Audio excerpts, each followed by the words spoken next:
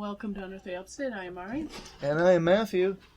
And we are attempting... That tussle you hear in the background possibly is two of our cats.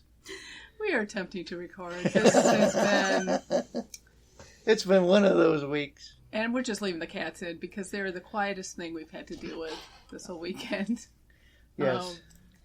So enjoy the cat fight. Boy, anyway. They're really throwing down over here. I think it's Ori. No, it's Honey and Lloyd. Oh, Honey and Lloyd, yeah. Lloyd's chasing Honey. Yeah.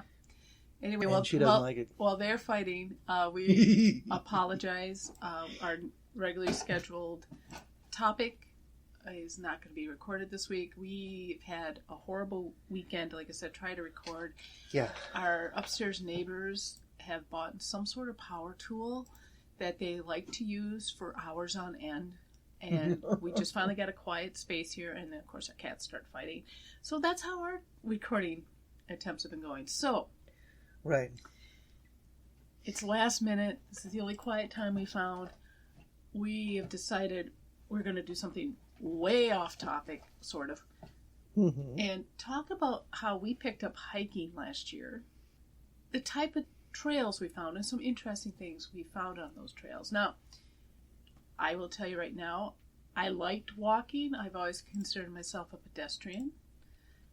I've lived in some towns where we didn't even need a car. I could go everywhere I wanted. So I've always been a walker, even at my heaviest. But this last year, we decided to really do hiking. Yeah. We're not through hikers. We're not section hikers. We're not ultra backpack Appalachian Trail type hiking. We do mainly day hikes. But that doesn't mean we don't have bigger ambitions. It's just that's where we are in our hiking gear. So, we're very intermediate at this point. Yeah. With our level of hiking. Yep. Right now, because we've got things like the gaiters, the trek poles, that sort of thing. We're going to be upgrading to snowshoes. Hopefully, we can get a hold of some. Yeah, and the snowshoes. I'm telling you, they just flew right off the shelves this last winter. I think because people were hitting the trails due to everything else being closed. Which is why we ended up doing hiking. Really, yeah. It was the only thing we could do for a while. Because everything was closed except for the state parks, the state forest. We renewed our membership with the state. We got our card now. Thank you for that, by the way. This summer, get out there a little bit more often now. Yeah. What are some of the hikes that are on your bucket list? I know the peaks. Well, yeah, I do want to hit one of the 46ers this year. The only reason we didn't attempt it last year is because, well, we're going to discuss some of the hikes we did last summer. But one of the hikes we did last summer, the altitude and the angle we're hitting some of those hills is like nothing compared. I mean, it was a great trainer. Well, no, Tinker Falls. Tinker Falls was a steep climb. I want to tell you, it's just as arduous as anything on the 46 peaks you could find in the Adirondacks. But let's back up. Let's not talk about our bucket list too much more. Let's back up to some of the more interesting hikes we did because this is unearthly upstate. Tinker Falls is the hike I wanted to discuss right away. Right, but let me set it up, please. Okay. But like I said, with unearthly upstate, and some of the hikes we hit, we did make some very interesting discoveries. And actually, the first one I wanted to talk about was the one we discovered, the Studebaker. The name of the place? Camillus Unique Area, it's called.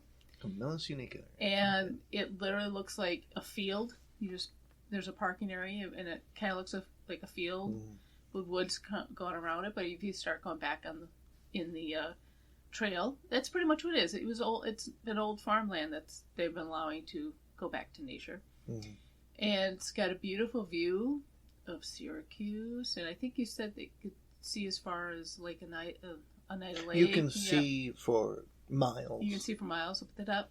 But when you go back into the woods, there's one particular path that ended up being the first one we took. We didn't plan it. It was the longest one, but we just kept going. And we're in this flat part. It's very hilly, too. I gotta let you know. And I look ahead, and we're in the wooded area, and I'm like, oh, someone left a car out there. So we took pictures of it.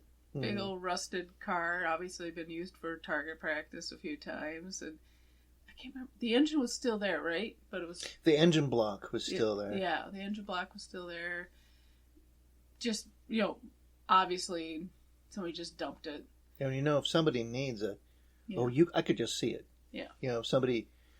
It's rare enough nowadays, I would think, that, if you need you've got no money, but you need a new engine block for your Studebaker, some intrepid mechanic might go out there and pluck it out. Yeah, if it's not rusted all the way through. Well, yeah, and that, you have to have that, too. But while we were there... It's got no moving parts. Yeah. So while we were there, we're trying to figure out what is this old, rusted out, chassis of a vehicle. Right. Posted on Facebook, and it actually became an interesting little mystery on my Facebook feed for a bit, and somebody got back to me that it was a Studebaker. In fact, they even gave me the year, but I can't remember what year it was. It still had the steering wheel on it, too, which is something that I was surprised about. Mm-hmm. Because people have obviously been picking off this car over the years. To get stuff off of it, and either useful or not, or maybe just a souvenir from the hike. Right. Plus, there was an old pull-behind grader. Yeah, the grader. That was this particular grader is for road, right? It was for road work. Yeah, yeah. That one they have on the maps. So if you go to see any maps in that area, and if you know something about pull-behind graders, steam shovels, drag buckets, the likes. You'll know this is one of the early excavators they used for the gravel roads out in that area. Now, what's the history of the road work out there? Was it after the inception of the automobile that they started grading roads on a regular basis and adding gravel to them? I have no idea. But anyway, this has been out there since then. Yeah. I just want to give you a time frame.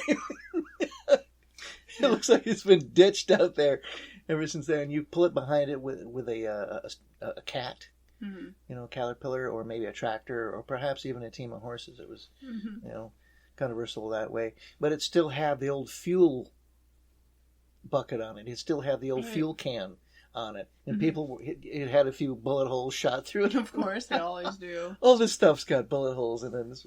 Boy. Yeah, but that was a great find as well. Yeah, and this was totally unintentional on our part. That hike also ended. It was very humid. It was nice in the woods. As soon as you hit the field, so it was like hitting a sauna. And then we get out, and when this breeze comes up, we're like, oh, that feels so good. I think we get in the car, and we start hearing thunder, so we timed it just right, leaving that one. That was fantastic. That was a really, well, they were all good hikes. They are all good hikes. Yeah. Tinker Falls. Okay.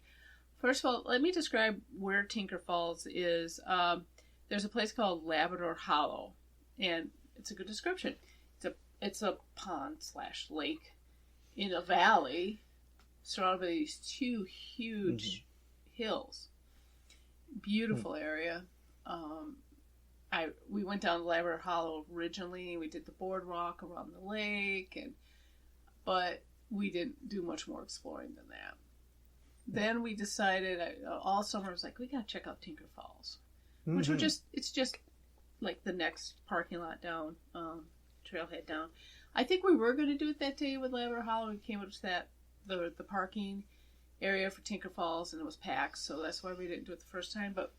I'm glad we didn't. Yeah, the next time... And we built our skills and our strength up. Right. And because... So we decided we're going to do an all-day hike.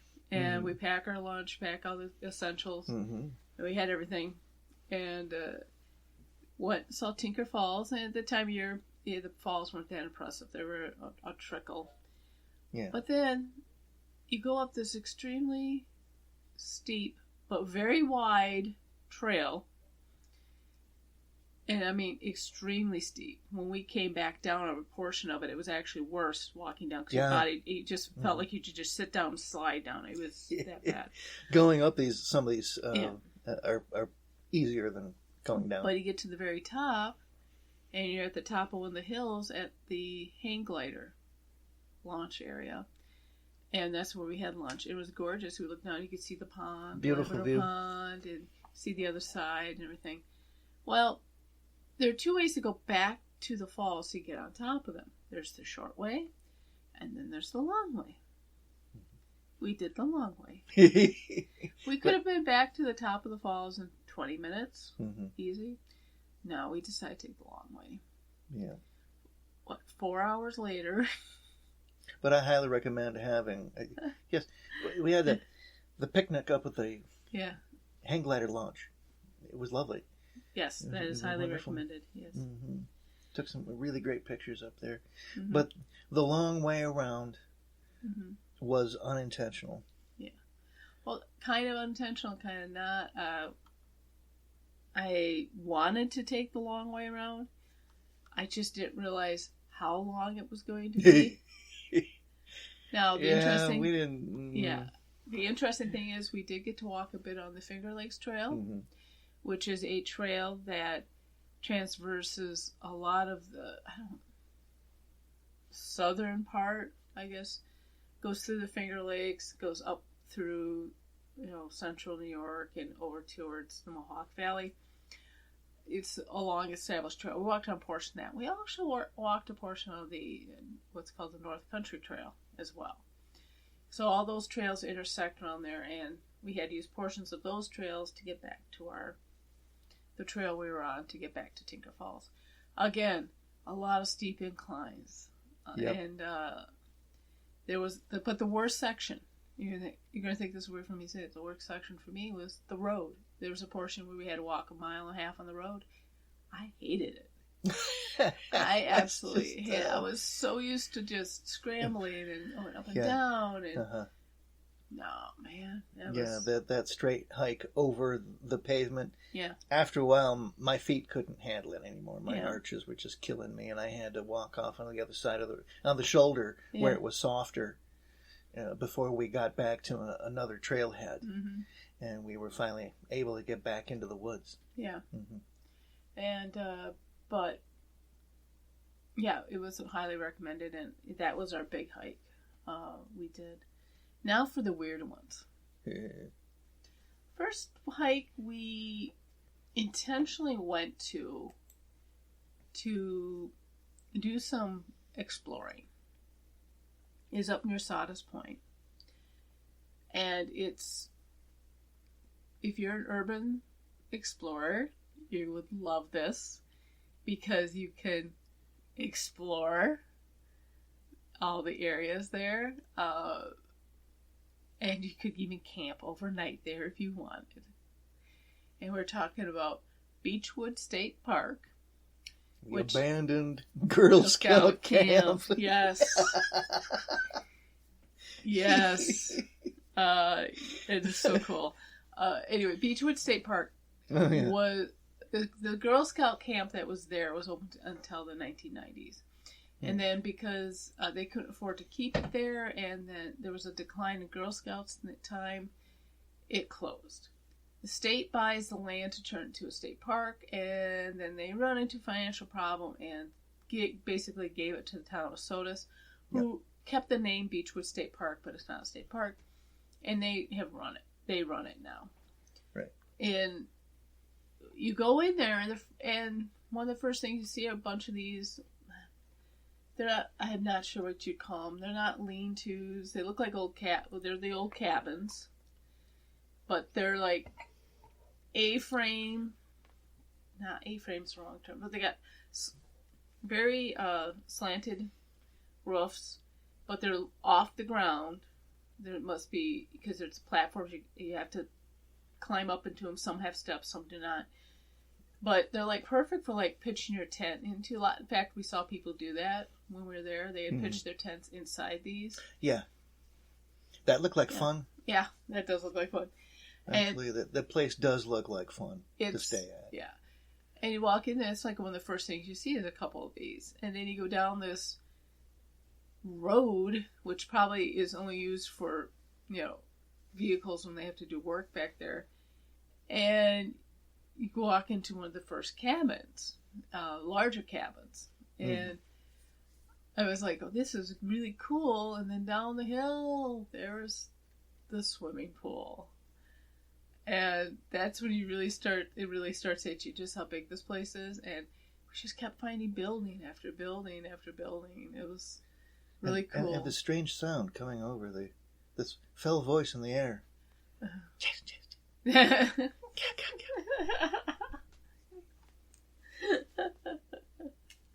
But yeah, if you ever want keep looking over my shoulder. Yeah. I'm like, what? So if you ever want to spend the night in an abandoned Girl Scout camp, you have a chance to do this. Yep. You can go over there for Friday the 13th parties. Yeah. And don't forget, are they open in October? No, they might be the very beginning of October. Yeah. Uh-huh. But they usually do. The parks do usually close sometime around September. They weren't open like 2-3 years ago because the vandalism got so bad that they actually closed the whole area down. The problem was the local people complained because why close it down? Because 1 or 2 jerks go in there and do vandalism when everybody else was utilizing it like it is, and it was kind of a cool thing. Go camping in these, cabin circles, and the only thing, if you do go there, if anybody goes there, the Lake Ontario is reclaiming that beach area. I guess in the past it had a nice beach and they could swim there, but the beach now, don't you dare! First of all, you can't. But right. Second of all, what has happened is the lake is eroding that area so badly that I have a video of it. It's lapping away at it. You can see some people kayaking out there, some people wading, but that's how I would do, because there are trees. Oh, yeah. And huge rocks. All these deadfalls on the rocks. Right. Yeah. From where the erosion's knocked everything in there, so that's why it's very dangerous to swim there now. And besides, with all those rocks, oh my God, it wasn't fun even walking over them with my shoes on. So. No way. Yeah, we didn't even walk that far. So. And at the time of year that we were going, the lake wasn't all that comfortable to swim in anyway. But yeah, it's Lake Ontario, so it's cold, cold freshwater lake. So I know from swimming in Superior, what swimming in one of the Great Lakes is like, and it doesn't matter how hot the season gets, that water's always cool. Yep.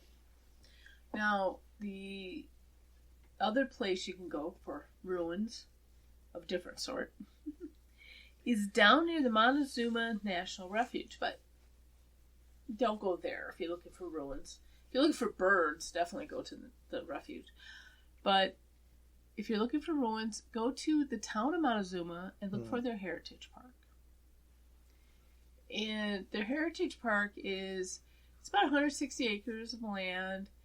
It has in there, the crowning thing it has in there is a partial aqueduct that used to span across the canal. The part of it's there, and I think that's why a lot of people go there, and I know that's why we went there. But as we're exploring there, well, what's the first thing we find? This old lock from pre-Erie Canal was a different lock. Mm-hmm.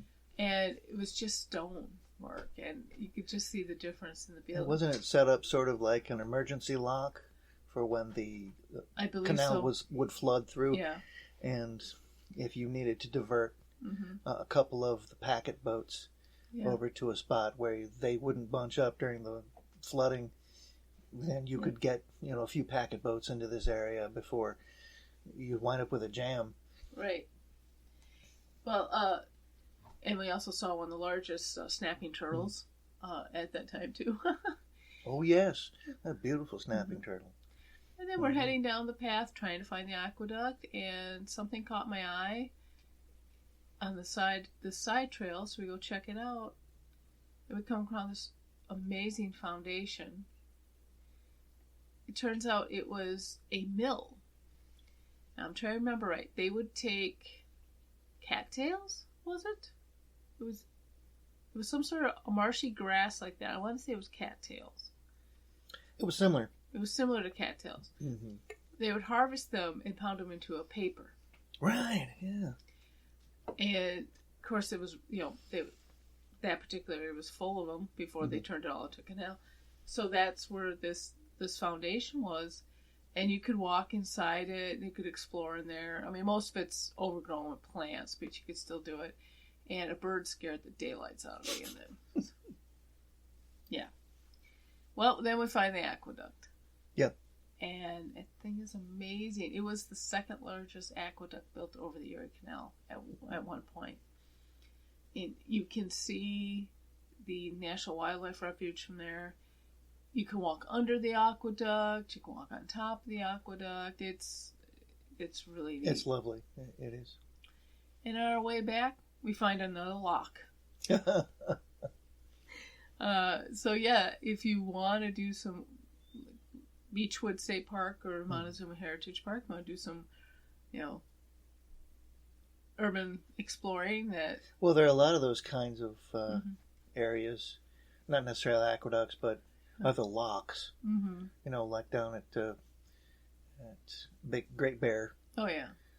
There's one of those emergency locks there, and Great Bear's also got some interesting things if you get in some of their trails too.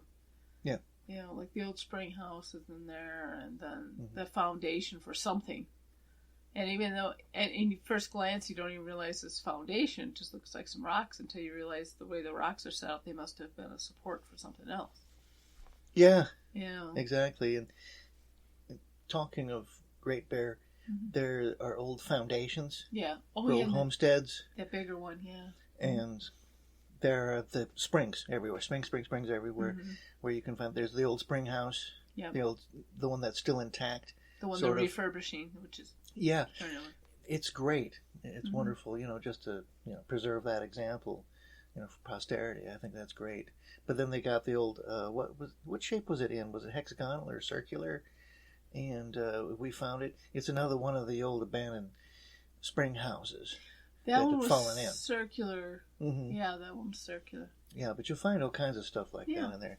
But beware spelunking around these areas because there's some dirty, great spikes sticking out of some of this wood. Oh, yeah. They knew how to build. Yeah. So this has got some there's still some pretty sturdy nails sticking out of all of the old wood, so be careful where you step, especially if any of this stuff is snow covered. Yeah. I probably wouldn't go spelunking around any of these old structures with any snow cover on the ground because you never know what you're stepping on. So leave the spelunking to the warmer months. Well, that was just that's why we haven't gone to Clark Reservation yet, which is another state park we like hiking because it's covered mainly in these large rocks that are like columns, but the trails go on like top of them, but between all the rocks are like cracks of anywhere between a ½ inch to 3 inches. Between the rocks. So it'd be very easy to trip and twist your ankle on that. And that's the reason I'm staying away from Clark Reservation with the snow on there, even with trekking poles. Yeah. So, those large rocks that had gaps eroded in between the sections of rock, and you can step on them, and you'll have like you'll be wobbling on a half-ton rock, right. Kind of that's captured by a bunch of other large rocks, and some of those trails. I mean, they're up almost sheer slopes. It's a rock climb for sure. Well, so as you guys can tell, when we go out hiking, we try to find trails that are going to have surprises for us. I mean, I don't mind walking in nature; that's fine. But I also get a kick out of like discovering like the Studebaker in the middle of the woods. Or, just something out of the ordinary. Yeah, that was something that wasn't marked on the I'm sorry. Yeah. That was something that wasn't marked on the map. Right. Yeah. That was neat. The Greater was, but the Studebaker wasn't. They left us to discover that on our own. So that's the type of hiking I like. I mean, we did a lot of, like I would say straight nature hikes too. Like Wesley Island was, wonderful for that. Of course, all the hikes we did at Letchworth Park. But I think the ones that I really enjoy are the ones we will stumble upon something. We stumble upon an old farmhouse or something. And we just recently watched a hiker on YouTube who stumbled upon, it was like a dump site for fiberglass animals. Yes, that was near... It was near Seneca Lake. Seneca Lake, yes. It was one of the Finger Lakes. I forgot where he said it was. But over the last summer, I've had a few surveys around the lakes. But that I'm place like, looked familiar.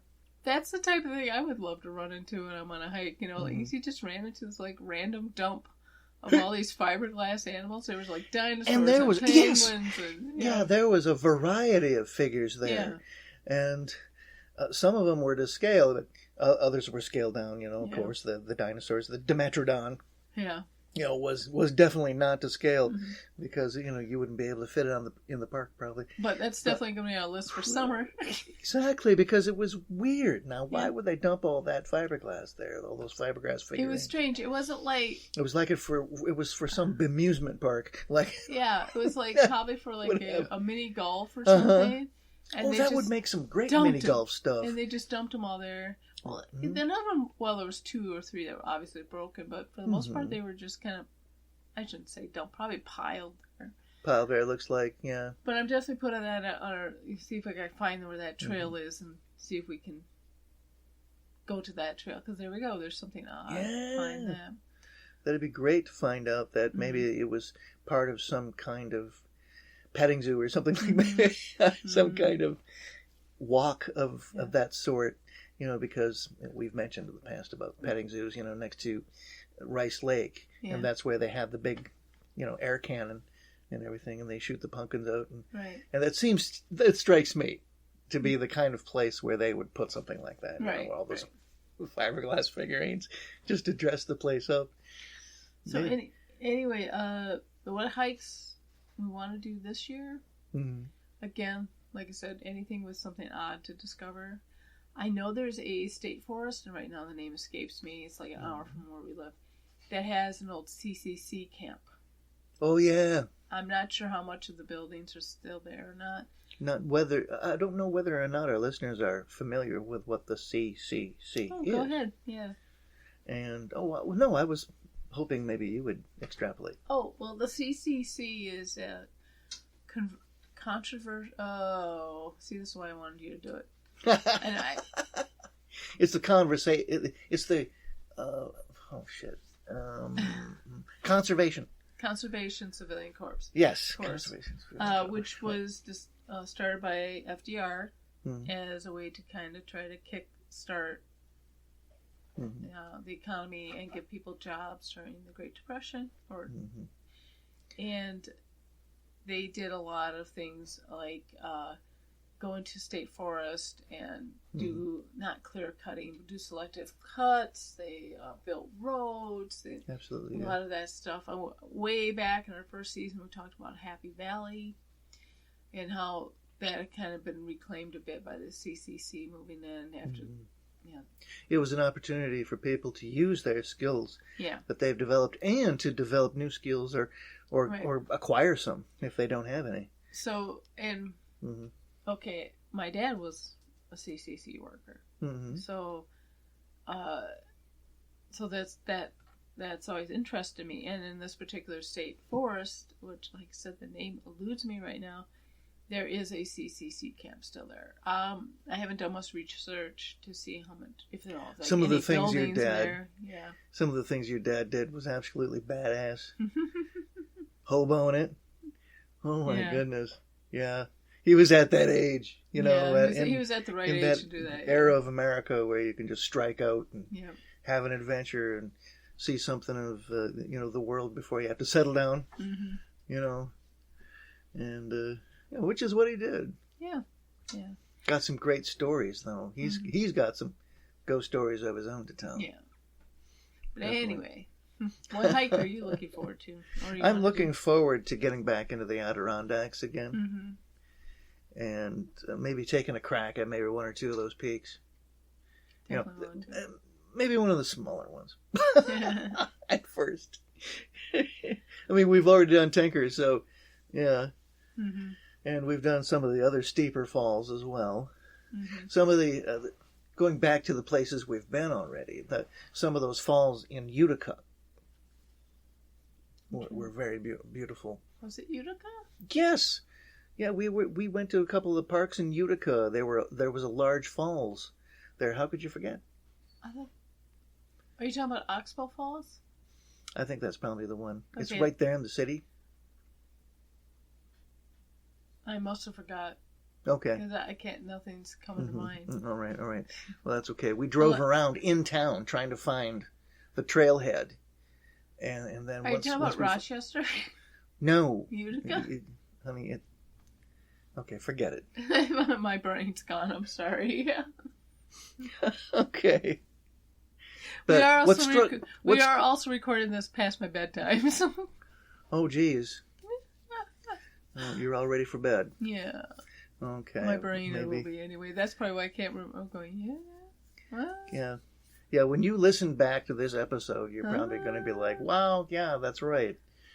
Anyway, we drove all the way around. Mm-hmm. I'm sorry, it was Ithaka. Okay, yeah, that is a big difference. Okay. Yeah. My bad. It was now I know which ones you're talking about. Ithaka, not Utica. Yeah. No, they sound alike. Mm-hmm. And they look alike. There are a lot of similar people. So it's easy to switch them around. Ithaka, those falls you're talking about, Ithaka, the only thing that creeped me out about it was how they kept telling people not to touch the rocks.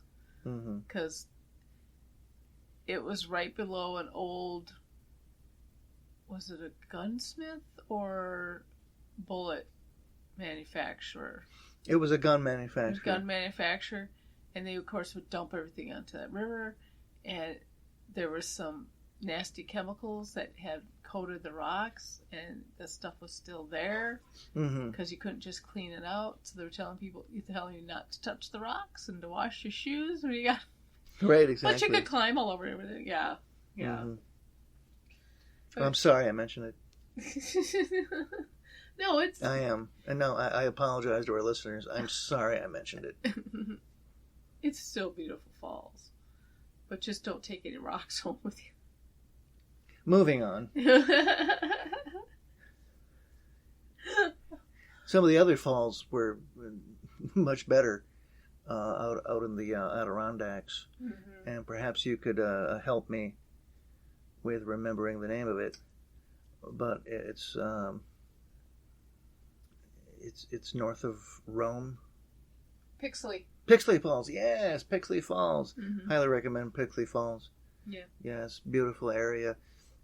A lot of high vistas and to go along with a very large falls, which is just, the reason why you go to see the falls.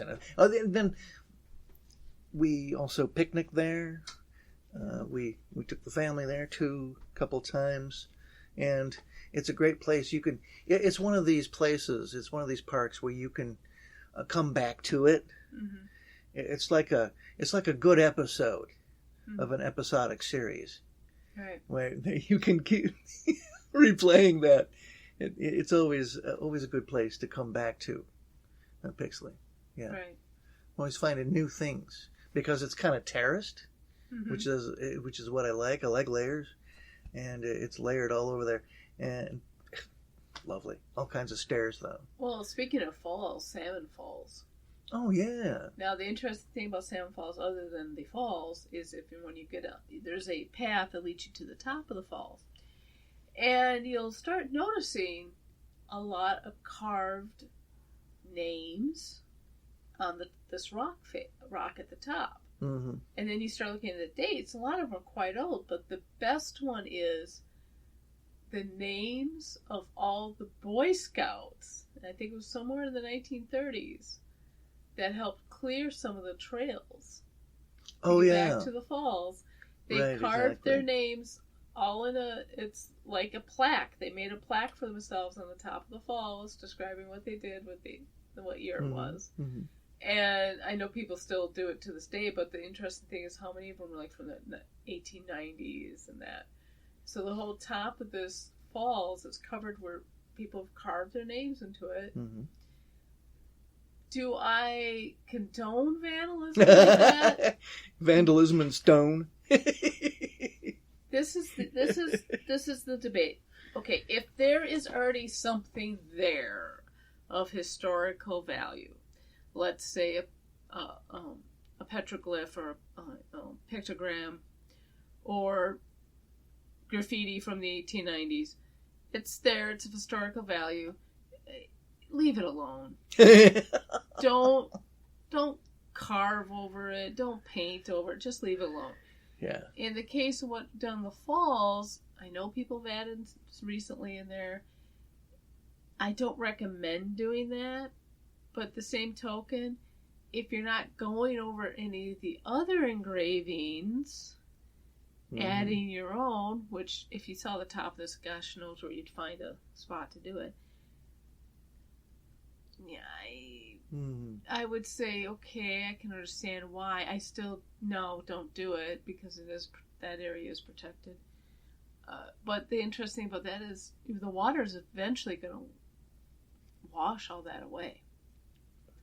And all those names that were carved at the top eventually are going to be eroded away. Yeah. So that's what makes that interesting.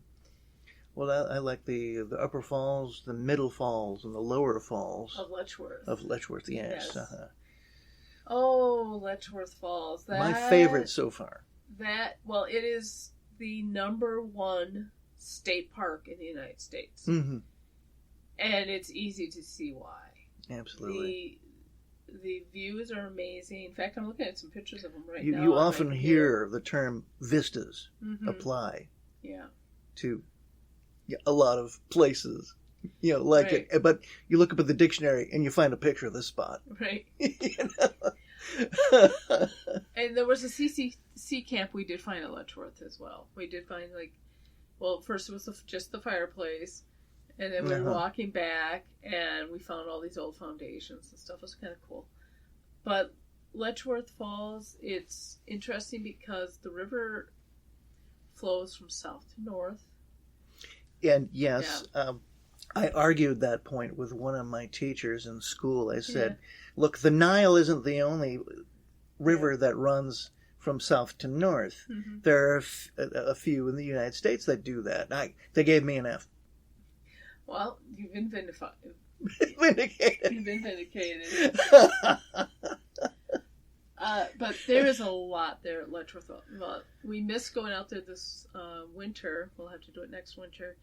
There is a naturally pressurized spring. It's some water that comes from a higher area, and it comes down up through this fissure, and so there's no pumping. It's all natural, and it's this beautiful fountain of water. Well, during the winter, it starts icing up. And so you get this icy column. Now, we missed it this winter. Yes, we did. But we'll definitely try to get to it some other time. Absolutely. There's a remnants of a Native American tribal lands. It was, and there was a lodge on top of a hill as well. So... There's a lot of history just in that park. We could just do a podcast on Letchworth. There's also the Mount Morris Dam, which is in there, which is a dam that's used to control flooding. Yes, because if they don't, then Rochester gets flooded out. Rochester floods out and people die. Along with that, there's the Mount Morris Zone, which I didn't do any research on, so I just know of it. But it's supposedly a cursed area in that set part near the park that anybody tries to build there or goes there, it's just a really bad situation. But anyway. Yeah. But, I recommend Letchworth Park. Probably go back to that one because I definitely want to see more on the eastern side. We saw plenty on the western. Yes, we did, Yeah, we should explore that. Like our first time at Tinker Falls, we didn't hit the falls. We didn't take on the peak, right away when we went there the first time. We kind of did a recce, had a picnic, checked out the lower lying areas, and then once we built up our skills and our strength through the season, then we were able to go and tackle that climb all the way up to the hang glider launch. Mm-hmm. Also remember, there was that plaque in Letchworth Falls, and this one just cracks me up to no end. It's a plaque that explains on the other side of the gorge, this guy had built this house at one point. Mm-hmm. Beautiful mansion, overlooking the gorge. It was supposed to be this amazing thing. And basically, it fell. He didn't realize the rocks were not that stable where he built it, and they gave way and it basically fell. Yeah. But I don't know why it cracked me up so much. Maybe it was I think it has something to do with the fact that he was one of the people trying to develop that area, and I just thought that was great revenge. Oh, wow. He was like, yeah, try. And if you look at the rocks there's a reason why you don't build there. Well, of course not. Oh yeah. Like I said, I'm flipping through the old photos we have here and talk about carvings in rocks. There was the American flag we found carved in a rock. Mm-hmm. And it said something. It was 1930s. I can't make out the rest of it. I got 2 pictures, but I can't make out the name. Henry something, 1930.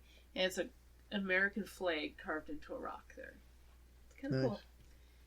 All right, I know you didn't have to listen to this one, guys. But we just had to put something out there. Yeah, we had to present you with something, and we thought that relating our experiences on the hike would be a nice way, of making an episode, because we haven't really. We've always meant to, relate our experiences on our hikes and compare, because we like to compare our experience to other people's, and if you want to contact us, with your own experience, feel free. Oh, should leave this with one creepy thing we did find. There's a wildlife area near our house. I'm not going to say which one. But this was one of the least popular areas to hike in of this particular place. And there was a rock where you park your car at the trailhead that had some red liquid on the top of the dimple of the rock. And bones. These were obviously like soup bones. Of course, But there was like 30 to 50 of these things dumped right next to that rock. And then you look at that rock, which has got a flat top but a dimple in it with red liquid, and then you look at the bones.